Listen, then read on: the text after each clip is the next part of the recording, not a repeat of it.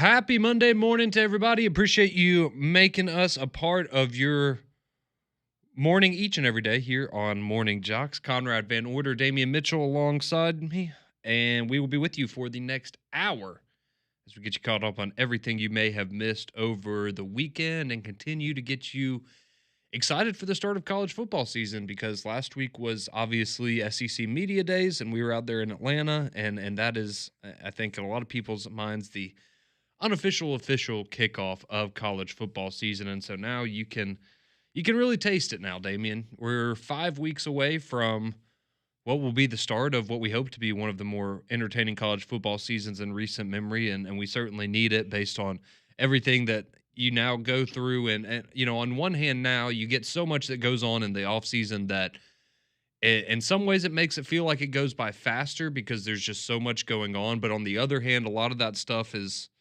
let's just be honest, not the most fun stuff in the world when we're talking about, legalities and money being, exchanging hands and all of these different things. And what's the college football playoff going to look like? And how many games is the SEC going to play in the future? And all of these things that just kind of, after you talk about them for 6 straight months, kind of give you a little bit of a headache and you just want to watch the games on the field. And we are getting really, really close, Damien, to being able to do exactly just that. Yeah, we've reached that point, especially probably midweek of the SEC Media Days, where talking season is kind of on the back burner now. Like, now it's time to lock in and get ready for the actual season.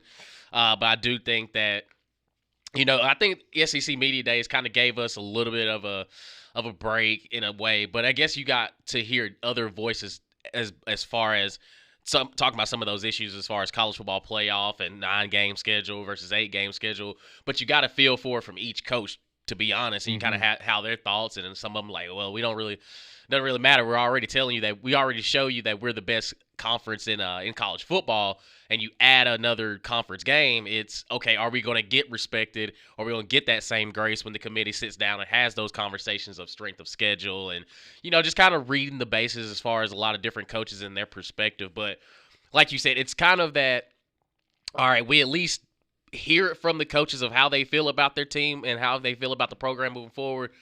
But also it's that little bit of dead period before they open up fall camp. So it's like, we got a little bit of it, but we're ready for the real thing.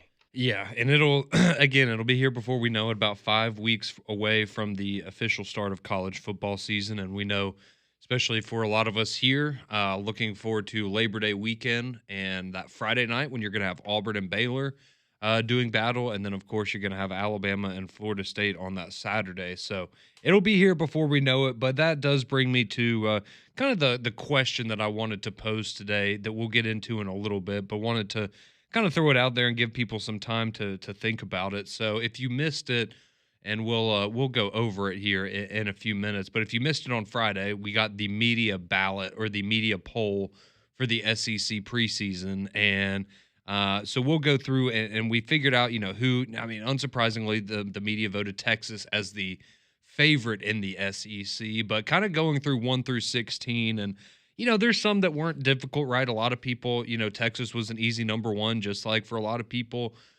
however you wanted to assort them, the Kentuckys and Mississippi States of the world, they were going to be at the bottom. Like, there's some that, everybody pretty much universally agrees on, but really that middle pack, I think is where things get really, really interesting with your Floridas and South Carolinas and Ole Misses and these teams that I think we all kind of look at and go, well, if everything kind of falls their way, we could be talking about a team that wins 9, maybe even 10 games and is in the playoff mix. But you could also see where things maybe don't go those teams' way, and we're looking at a 7-5 type of season for some teams that had high expectations coming in. So with all of that being said, I just kind of want to put out there, who is the team in the SEC that is the hardest for you to kind of get a feel for this upcoming year? Who's the team that, you're just like, I can't figure out what I'm expecting to see out of that team this upcoming year. And I think there's a lot of teams in that middle pack where, you have some people, some people may love,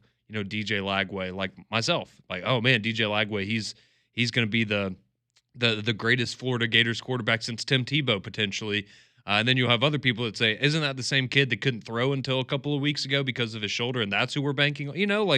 it goes both ways. It just kind of depends on how you see it. So just kind of wanted to throw that out there. And of course, y'all can chime in at 205-834-9450. Get yourself on the courtesy GMC text line, and we'll dive into that conversation a little bit later. But yeah, who's your team in the SEC that the one team you just can't really get a read on heading into the season? You don't know what to expect from them, because I think there's a lot of teams that kind of fit that mold for me. And of course, me and Damian will chime in on that as well. But we did have some action over the weekend. And if you're a Braves fan, well, a couple things. First off, if you're a Braves fan, Friday night was probably pretty fun. That would have been the game that I would have attended if I were to go to a Braves and Yankees game in Atlanta, because that's the way that our schedule worked out with my wife and I. That would have been the only game we could have potentially gone to, and I'm very glad that we didn't, because the Braves did win on Friday. They won 7-3, start off the second half of the season fresh off the All-Star festivities there in Atlanta, but they got a big 7-3 win over the Yankees. And I'll be honest, it was pretty ugly at times, and I'm thinking, okay, this I'm a Yankees fan, for anybody that's listening who doesn't know that. But it was rough. But if you're a Braves fan, you have to feel okay, like we're starting off the second half the right way. Not that, I don't know how many Braves fans are expecting to get back into the playoff conversation, but hey, you're headed in the right direction. And then you get going on Saturday, and you're like, man, things are looking pretty good. Braves were up 5-0 at one point. They were up, I believe, 7-2 at a different point. And you're thinking, man, things are looking really good. Yet again, we might get a win here. Maybe we're even going to sweep the Yankees to start the second half of the season, Damian. But then the Yankees come back, because guess what happens? The Braves have to go to their bullpen. And when the Braves go to the bullpen, bad things happen for them. And that's exactly how it went on Saturday. So the Yankees found themselves in a situation where they were able to come back, tie the game at 8 in the 8th inning. So at one point in the 5th inning, it was 7-2 Braves. And then in the 8th inning, the Yankees had managed to come all the way back, make it 8-8. Then you go to the top of the 9th inning. The Yankees managed to load the bases, and Trent Grisham hits a grand slam to put the Yankees up 12-8. Michael Harris would have like a fielder's choice there in the bottom of the 9th to bring home a run, make it 12-9, and a little bit more interesting, as the Braves were able to get some traffic on the bases. But they lose on Saturday 12-9 after being up 7-2. So that's an absolutely brutal way to go down on Saturday. And just quick rundown here. So the Braves on Saturday are the first team in the history of Major League Baseball to have their bullpen pitch 5 innings or less of a baseball game and allow 12 or more runs, walk more than 4 batters, allow 4 or more home runs, give up a grand slam, and lose the ball game. All of those things. That was the first time that those things had ever happened in Major League Baseball history, and they all happened on Saturday with the Braves bullpen. Yeah. So that's that was a rough way to go out. So they lose 12-9 on Saturday. Then you have the rubber match yesterday, hoping to pull out a series win, and the Yankees took care of business yesterday. And they won 4-2 yesterday to get out of Atlanta with the series win. So unfortunately, what looked like a weekend, it started off well for the Braves, and what looked like might be a pretty good weekend for Atlanta. Ultimately, the Yankees managed to get 2 of 3, and now Atlanta, they get to stay at home as they will welcome in the San Francisco Giants later on tonight. So that's going to be a 6:15 first pitch. You can hear that here on Jox after Mr. Feinbaum gets done later this afternoon. But yeah, rough start for the Braves. They are now 43-55, 12 and a half games back in the National League East as it stands right now. So unfortunately, just not the season that I think a lot of Braves fans hope they can forget continues. And you're also 10 and a half back in the wild card. So are we it's just not happening. Are we reaching, like this is it? Like this? Yeah, I mean, I think you probably have felt that way if you're a Braves fan, but yeah, it's just. Yeah, I was wondering if you were holding out hope. But again, it's the first series out of the All-Star break. Like maybe it can go up from here. I'm trying my best to be positive. Yeah, no, I mean, it's hard for it to get a whole lot worse. But hey, I'll take it. I mean, my team hadn't been playing super well the last month or so I'll take 2 out of 3 to start off the second half of the year, and we'll be in the postseason. Yeah. So no Choptober this year? Probably not. Not looking super great there. Yeah, it is what it is. There is also I forgot about this. You did also have an incident in the game on Saturday where the Braves thought that the Yankees were, I guess, tipping or not tipping pitches, but they were communicating that the Braves on the field, we're not talking trash cans and stuff in the Oh, okay, dugout. okay. But that they were kind of talking to each other as they were, going up to bat, like, hey, this guy, the pitcher was tipping his pitches for Atlanta, and the Braves got mad. One of their coaches got mad because they thought that Jazz Chisholm was, I guess, on base, and he was doing a gesture that he, I guess he assumed that that was him telling the batter what pitch was coming. It led to a sac fly for the Yankees, and they got an RBI off of it. But they were not happy, and they were essentially, according to Jazz, I guess he thought that they were threatening him, or the coach was threatening him and basically telling him, "Hey, don't do that, or we're gonna handle this." And so that ended up being a whole little spat there. So yeah, just not weekend to forget for the Atlanta Yeah. Braves to say the least. But there. they had a great throw by Ronald Acuna on Friday. They did. That and was that was exceptional. One of the best throws I've honestly ever seen in my entire life. Now, granted, if I think it was Bellinger, if he had just slid into the base, Might have been.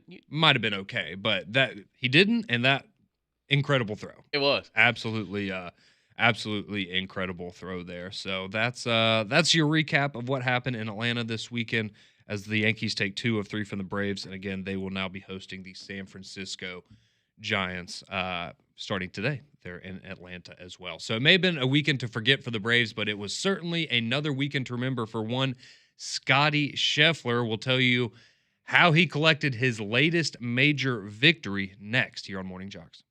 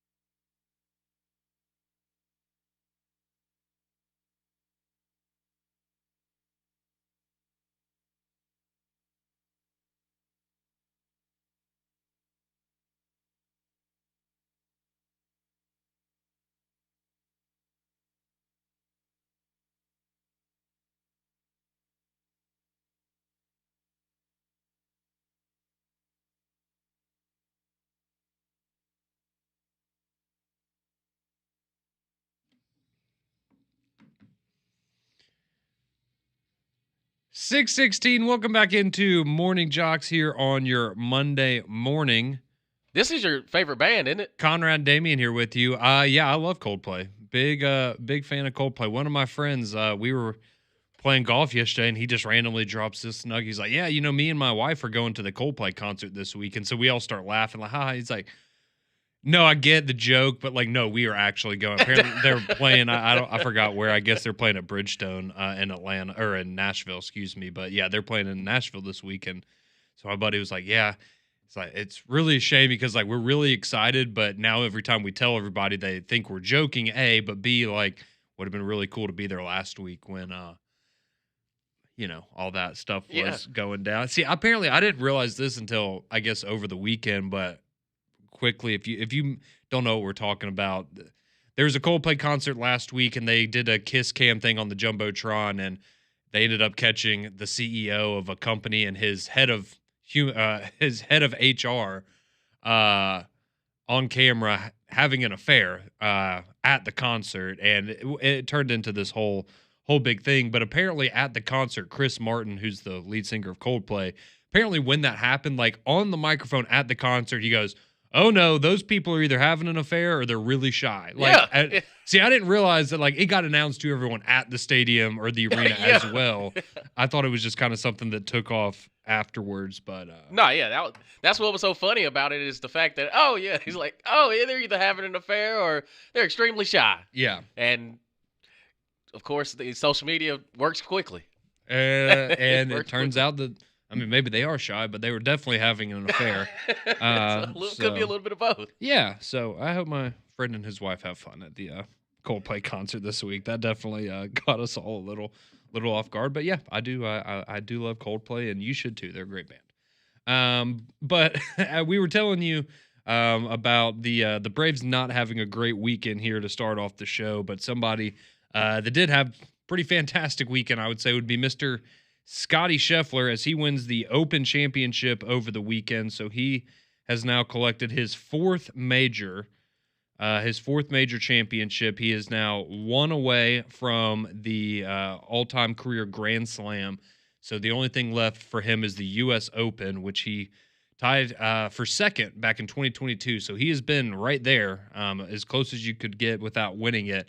But now he has won the Masters twice, of course, in 2022, 2024, and he has now won the PGA Championship, the Open Championship, both here in 2025. So another fantastic weekend for Scotty Scheffler, as it was really never in doubt. He shot a 64 on Friday. I mean, that's just absolutely absurd right there. But he finishes 17 under for the weekend. He shot 68 or better in every single round. He went 68, 64, 67, 68 for the weekend. Just absolutely fantastic there. He's going to walk away with $3.1 million as well. So he continues to dominate this golf world, man. There's a reason that he's the number one golfer. And going into every single one of these tournaments, it's essentially hard not to pick him to win. And he absolutely showed that over the weekend. But you also had, Xander Schauffele, who he was the winner last year of the Open Championship. He finishes 10 under, tied for 7th. You had Rory at 10 under as well. Bryson DeChambeau, he finishes 9 under. Ricky Fowler there at 8 under. Hideki Matsuyama at 7 under. Dustin Johnson there at 6 under. So a good weekend for a lot of notable names. Spieth, he goes 2 under. Justin Thomas, 3 under, as well as John Rahm there. So a big weekend for a lot of players. Harris English, he ends up coming in second. He's 13 under, 4 strokes behind Scotty Scheffler. But just utter domination from Scotty once again. And yeah, no doubt that he is the best person out doing it right now. And he's been fantastic for a long time, but especially this year, it's just a little bit different. Yeah, like it's kind of an onslaught, and it's also we're all the same age. It's very surprising. You kind of we're here talking about it, and he's out there like you said, just won $3 million, and it's like, okay, must be nice being great. It certainly nice. It certainly pays to be great, and I don't want to. Again, I'm probably going to regret even saying this right now, and I'm not comparing this to it at all. It's not even because I'm aware it's not even close, and we were alive for a good part of it. But since Tiger Woods, I feel like this is probably the most dominant you've had another golfer be since Tiger Woods. Which again, I'm not saying Scotty Scheffler is anywhere close to what Tiger Woods has accomplished on the golf course because he has a long way to go before that's the case. But I mean, I'm just thinking back to, you like Rory had. I mean, and Rory's obviously a very good golfer, but he's one of those guys where he had a while where it felt like he was going to be that next guy for a while, but it just never, he never really took off the way that I feel like Scotty Scheffler has in the last year or two. Same thing, Spieth had a little moment where he was, kind of the guy it felt like. But yeah, I feel like what we're seeing from Scotty Scheffler now is the best, most locked in we've seen a golfer since like prime Tiger Woods. It's dominant. Like it's not, it's a little bit different. I thought about this too. If you had to compare it to like an NFL player, it's kind of what Patrick Mahomes is doing right now as far as his run where, there's other golfers, like there's other football players that are, Joe Burrow has beaten him. Jalen Hurts has a Super Bowl over him. But when the end all be all, it's going to have to go through him. Yeah. The same with Scotty. It's anytime you see his name on the card, it's, well, if he has a lead, it's been good. It's been good, y'all. Everybody's fighting for second place essentially. But I think it's fair to say that, it's the closest thing to Tiger that we've seen. And again, he's only 29 years old where this could last a long time. But I do think that what Scotty has done is, I mean, he separated himself to amongst all of it. I mean, you got to think he overcoming some real adversity. You remember that morning we were up here and he got jammed up. I was seeing him get arrested. Yeah, he got jammed up. And look, all he's done is just turn his life around and done nothing but have, great success moving forward. Yeah, it's a real comeback story, dog. Sure, yeah. It's a great comeback. That was a lot of adversity that he faced there that morning, but I mean, nonetheless, it's absolutely remarkable. So I mean, even Rory, yesterday after the tournament was over, he during doing his media availability, and he said, I mean, you could probably say that in the history of golf, there's maybe a handful of players that have had the stretch that he has had really over the last 2 years or so, or 2.5 years, going back to when he won his first Masters, really, and just that span of time, it's really, really remarkable what he's been able to do, and it doesn't look like anything's going to slow him down anytime soon. So it's just it's one of those things where it's a privilege to get to watch things like that when you get to watch athletes and golfers, at that high of a level. It's certainly very, very entertaining. So good for Scotty Scheffler. Congratulations to him on his 4th major victory over the weekend. If you saw Nike's ad, it was off the chain. It was awesome. If you saw, because he made some comments recently about how winning's like not the end all be all for him in life. And Nike put out an ad, and one picture is him and his son on the golf course, and it says, "You've already won." And then the next part of it says, "But another major never hurt." Never hurt. It's pretty cool. Any guess on what his net worth is? I'm gonna guess at this point, like, I don't know, 60 million. Just after the PGA Championship victory. Yeah. $110 million. That's okay. Yeah. Congratulations, Scott. He's doing pretty well there. Yeah, that's wow. And he is our age? Yeah, I don't. Fresh 29. Yeah, like just turned 29 in June. I got $110. Yeah, you got that from the toothbrush. Yeah, that's true. That is very true. So, yeah, but congratulations to Scotty Scheffler. Absolutely incredible performance for him yet again on the golf course. Quickly, did want to pass this information along as well. So we'll talk about this tomorrow, definitely, but you want to go ahead and put it on your calendar because later this evening, we are going to get some recruiting news, potentially in favor of either Alabama or Auburn. Auburn certainly seems to be the lean right now, though, and that would be for 4-star edge rusher Jaquez Wilkes. So that's been a player that we've kind of had our eye on for a while now. He's been mentioned. I know Alabama and Auburn are both in, I guess, his final 5, but I think Auburn, the team that certainly has been getting more of the love there from Wilkes, but that his commitment is going to be announced later on this afternoon. I believe it's around 4:30 And so that would be a big get, obviously, for either Alabama or Auburn, but certainly for Auburn, just trying to continue to piece together this recruiting class as we get closer and closer to the start of the season. So that's your big recruiting news for right now, because, again, we were in the whirlwind of it a couple weeks ago. Now it's kind of died down, but potentially a good piece of news on the horizon for either Alabama or Auburn in the commitment of four-star defensive player Jaquez Wilkes that we will get later on this afternoon. Well, we asked the question at the beginning of the show, and it was with SEC Media Days last week and everything you kind of got to hear from all these different teams. We found out how the media would vote in terms of what their projected order of finish for the league is. But what's the team that you can't seem to quite figure out this upcoming year? What's the one team that you're really intrigued by, but you can't figure out, man, do I think this team is going to, maybe be in the playoff conversation this year? Or do I think that this team is going to be a bit of a disappointment when all things are said and done here at the end of the regular season? So we'll dive into that. We'll share how the media voted if you missed that on Friday, what the projected order of finish is in the Southeastern Conference. And then we'll hear from you. And me and Damon will share our picks as well for the one team in the SEC we just can't quite get a read on heading in to 2025. That's coming up next on Morning Jox.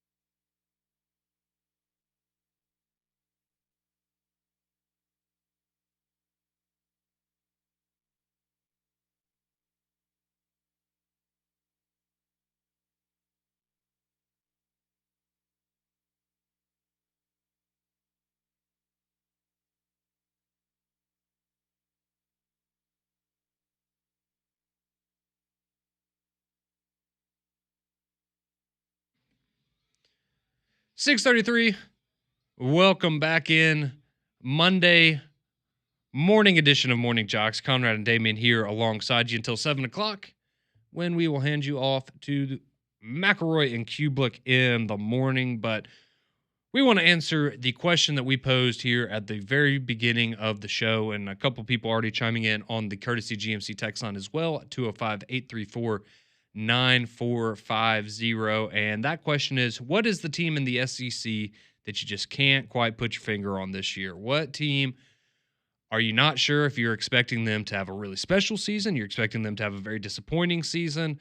Or maybe, they're just going to be middle of the pack, but you just, for whatever reason, you can't quite figure out what to make of them. And this is based on just kind of going through how the media voted at Media Days last week and what their projections are for the upcoming season. So we'll get to ours here in just a second. But quickly, if you missed it on Friday, this is how the media, all 1,200-ish of us or so, voted when we cast our ballots at SEC Media Days in Atlanta. So starting from the top, you have Texas 1, Georgia 2, Alabama 3, then LSU, South Carolina, Florida, Ole Miss, Texas A&M, then Tennessee is 9, that's the back half, Tennessee 9, Oklahoma 10, Auburn's at 11, then you have Missouri, Vanderbilt, Arkansas, Kentucky, and Mississippi State. So that is how the media voted. That is the projection for the SEC this year. If you missed it, again, Alabama at 3, Auburn at 11. And so in that middle pack is kind of where I think a lot of these teams that we would be talking about would be. And I'm talking from that like 5 to, honestly, I think you could argue 5 through 14 in the SEC rankings. No offense to Kentucky, Mississippi State. If you think that one of them, you just can't really figure out, what they're all about, and you think that they might, surprise everybody and have a crazy good season, then I'm happy to hear it, but I'm personally not there, and I don't think a lot of people are. But I think there's a lot of these teams that you could really, really, really kind of just be uncertain about. And like for me, my team, honestly, and I know the joke of, well, we know exactly what's going to happen with them, but like I really don't know what to make out of a Texas A&M this year. I feel like Texas A&M. And you could say, okay, well, let's remember what happened the first, 9 or 10 weeks of last season, where we thought that, it was going to be potentially Texas and Texas A&M playing the last game of the regular season and then maybe playing again in Atlanta for the SEC championship. Obviously, Auburn stepped in and kind of took that possibility out of the equation for us. But I really don't know what to make of Texas A&M going into this season. And when you look at the teams ahead of them, like I'm infinitely more confident in South Carolina, Florida, and Ole Miss than Texas A&M. And a lot of that, I think, has to come down to quarterback play, right? I think the quarterback play you're going to get from those teams ahead of them is significantly better. But, in my opinion, the way I look at it right now, I think Auburn's probably a little bit better than Texas A&M. I think Oklahoma's better than Texas A&M. Now, based on their schedules and how the season plays out, it may not be reflected in the overall standings, but it's difficult for me to know what to make out of the situation, because I like Marcel Reed. I liked what I saw from him last year. But, is that a guy that you can see, really taking Texas A&M to that next level? I think defensively, you don't have a ton of questions with Texas A&M. They just kind of rinse and repeat a lot of times on that side of the ball. But, who's going to be your stud receiver on the outside? Like, you haven't had one of those guys in a while. Noah Thomas, he's now at Georgia. You have, Evan Stewart left a couple of years ago to go to Oregon. You're kind of looking to fill that gap at receiver. And I like Le'Veon Moss at running back, but he just found himself in a not great situation, which I don't know if that's going to impact his, availability this upcoming season, but I really like him, but it's just, okay, is that all that we're going to have? Is, okay, you're probably going to have a pretty solid offensive line. But you did lose one of your guys. I know Dewberry, he's going to Alabama. So you did lose, one of your pieces on the offensive line. Just outside of Marcel Reed and Le'Veon Moss, I don't totally know what to make out of Texas A&M this year. And again, I guess I'm not going to be surprised if we're talking about them in early November as, look for Texas A&M. If things go this way, if this team loses, maybe they'll find themselves with the chance to go to Atlanta again. But it's also hard for me to see them as anything other than, going 8-4. So it's just, they're that team that I just don't know what to make of them. I don't know how to make my mind up about what the Aggies are going to be this fall.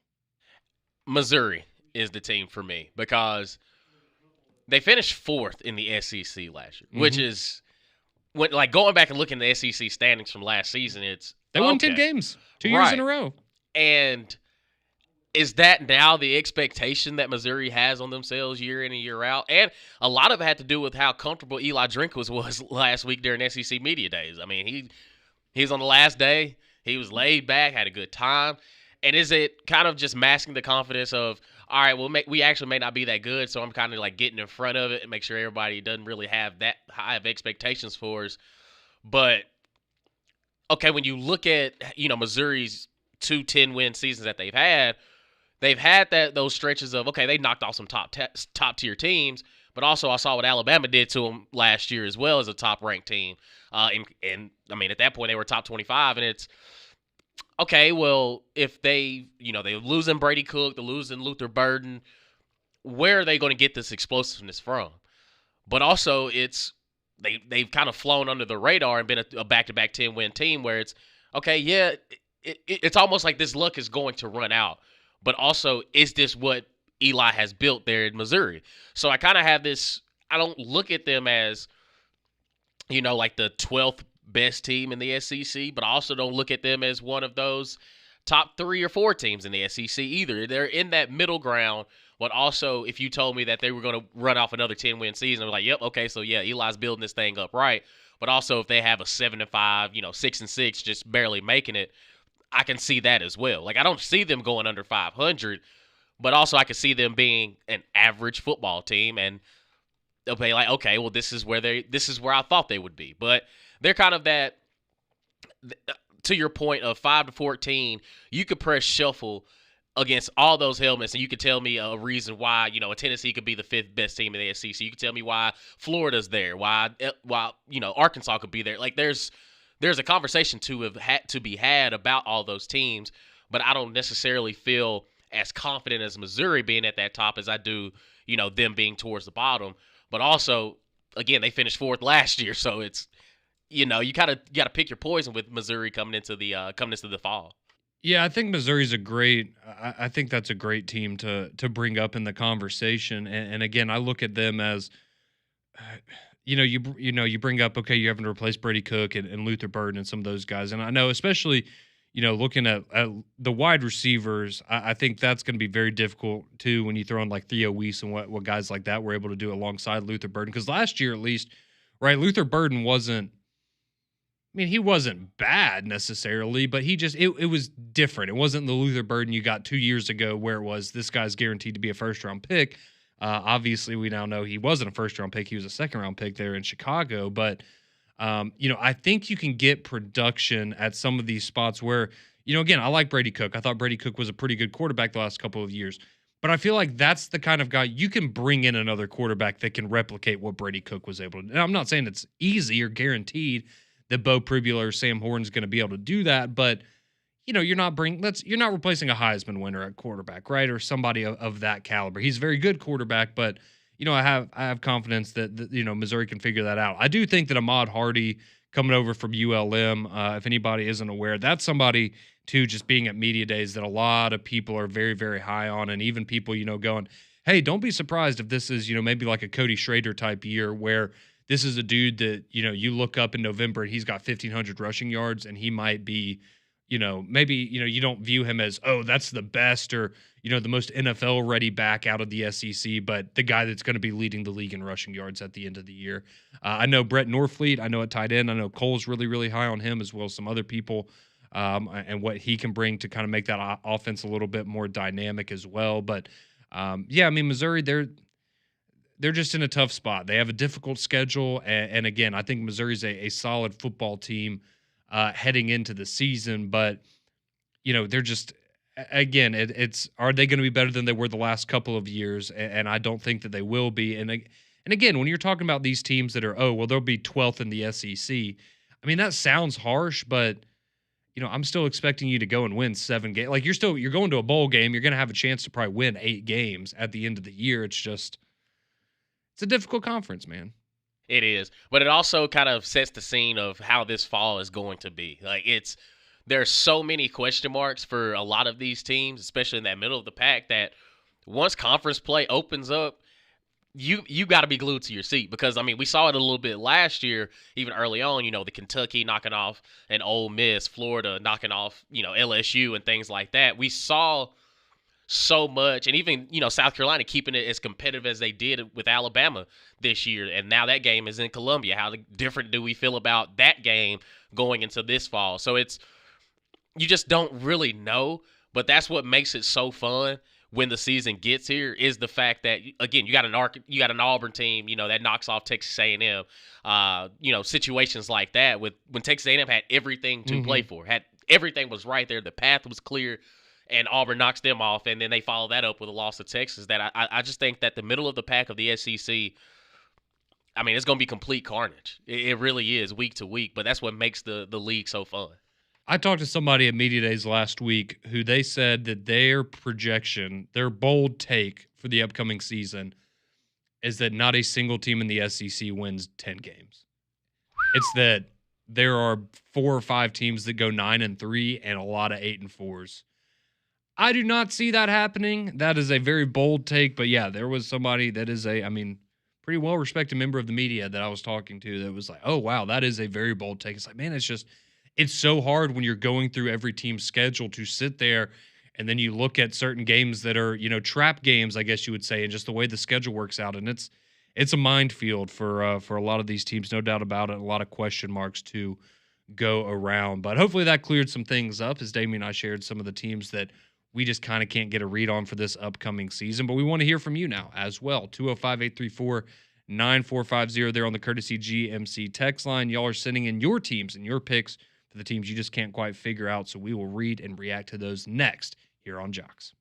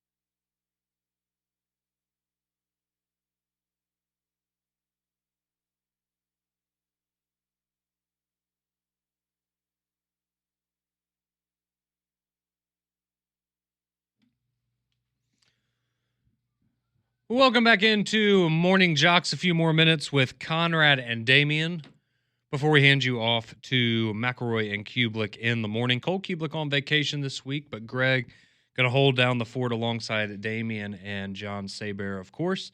And then we'll have three-man front coming up from 10 until 2. Landrum Roberts on vacation this week, so myself, Pat Smith, and Molly Robinson will be with you. And then, of course, Paul Feinbaum from 2 to 6. And then you have Braves and Giants. So jam-packed day, no reason for you to touch that dial here on Jocks. But we've been asking the question, who's the team that you just can't quite figure out in the SEC heading into the fall? And we'll get to your text here in just a moment. But first, we have our buddy Deacon on the phone line. Deacon, how are we doing this morning? Well, I was doing pretty good till I heard the Final Five. I got to say, being a Tennessee fan all this time and putting Tennessee in your Final Five after you put up all this stuff about who you were going to go with, Damian, I'm questioning you. And I'm just going to say, if you end up staying with Tennessee, I'm going to come dig a hole at your house, and it'll match my Vandy hole, and you can just reside there. It'll just be the Tennessee holes. There you go. That's perfect. That's right. That's fine. Now, as far as the team I can't get a beat on, those were two good teams y'all picked because you really don't know with schedule and everything which way they're going to go. But the one for me, neither one, A&M or Missouri, to me, do I think has a chance to make the playoff this year. The team to me that is just so confusing is Ole Miss. And I'll explain real quick. Jackson Dart, Austin Simmons, 6 and 1/2 dozen of the other. I don't think Austin's going to have the numbers Jackson had. But the big thing to me is when you lose as much on the defensive side of the ball as Ole Miss did, could they make the 12-team playoff? Absolutely. Kiffin's a great coach. He's a great offensive mind. His offense is going to roll. But I question the defense. I can just as easily see them 7-5, 8-4 as I can 10-2 and in the college football playoffs. So Ole Miss is the team for me. No, I think that's a great one, Deacon. We appreciate you chiming in this morning, as always, my friend. But no, I think Ole Miss is. See, my thing with Ole Miss though is, it's hard for me to expect them to do what they weren't able to do last year, which is make the playoff. With just everything's set up so perfectly for them, and I mean, like Deacon said, I have no really questions about the offense. I'm sure Austin Simmons is going to be awesome. It's just defensively, are we going back to? Are you going to have to score 45 points to win every game? Right, that's the question. That's the biggest question mark for Ole Miss is, you had probably the best defense you've ever had under Lane Kiffin last year, and you still, fell short. It's okay. Are they going to be close to replicating that defensively? Mm-hmm. Because I'm with you. Offensively, yeah, you're losing some pieces as far as receivers go. You got Caden Lee returning, but I do think Austin Simmons. I think Lane Kiffin has reached that point where they'll figure it out. Plug somebody in there, and we'll figure this thing out. Yeah, no, I think they're going to be just fine in that regard. Yeah, but I think the defense definitely more question marks there. So let's go to the GMC text line now, where some of y'all have been sending in the teams that you can't quite get a beat on. And how about this one to start us off, Damian? Someone texted in, they say, Alabama is my biggest question mark in the SEC. They're unknown with an unproven quarterback. He doesn't even have 100 yards passing in a game. How are they going to be better than they were last year with 4 losses like that? Okay. I lean more on the side of the guys that are in there now. You don't have to question if they want to be there. And I think they got their swagger back. Let's see. Chris chimes in. He goes, I think Oklahoma's the team for me. I think it comes down to quarterback play. And it certainly does. And I think a lot of these teams, right, the biggest question mark is probably quarterback, whether it's either an unknown or, how big of a step someone might take in their second season. But look, we are big John Mateer fans here on this show, and I think he's going to be excellent, but I do think it's fair to question, can you do what you did at Washington State at Oklahoma? That's a lot different in the level of competition that you're going to face. So certainly can't really argue with that a whole lot. Let's see. Someone chimes in. They say, quickly, they said, I'm sorry, I was on vacation last week. Did Damian pick his team yet? Just curious, guys. No, but he did give his final 5. And it was Alabama, Oklahoma, Tennessee, Ole Miss, and Was it LSU maybe? No, Florida. Florida. So that was his final 5 that he has right there. Let's see. Tim from Coleman says, I think Missouri's going to take a huge step back. I think they finished bottom 3 in the conference this year. Okay. Let's see. We have Alan. He chimes in. He says South Carolina. I think South Carolina is absolutely a contender there because I think we all agree they could make the college football playoff, right? But is anyone going to be that shocked if they regress and are 7-5 at the end of the year? I don't necessarily think so. Joseph chimes in. He also goes Missouri. So a lot of you agreeing with Damian there this morning. But appreciate the conversation. Just a fun little conversation about the SEC and what to expect this upcoming season. We will continue to get you ready for college football season right here on Jox. We're back tomorrow, 6 a.m. here on your Tuesday morning. But right now, we hand things off to McElroy and Kubelik in the morning.